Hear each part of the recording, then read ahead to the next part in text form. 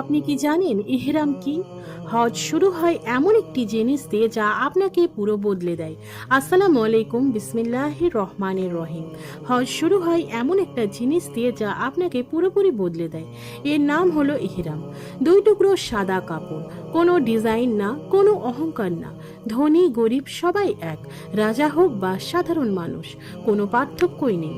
এটা শুধু পোশাক না, এটা একটা শিক্ষা যে আমরা সবাই সমান। আল্লাহর কাছে আমরা সবাই এক, ধনী বা গরিব যেই হোক না কেন। আমাদের সবাইকে এইভাবে দুনিয়া ছেড়েই চলে যেতে হবে। এহরাম পড়লে কিছু নিয়ম মানতে হয়।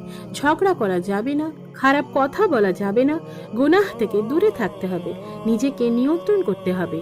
এটা একটা আসল শিক্ষা নিজেকে বদলানোর, কারণ হজ শুধু শরীরের না, এটা একটি হৃদয় পরিবর্তন। ইহরাম হজের একটি গুরুত্বপূর্ণ অংশ।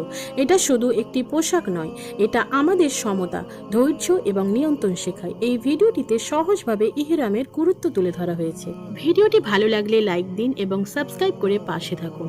আর কমেন্টে লিখে যান অবশ্যই আলহামদুলিল্লাহ। ধন্যবাদ।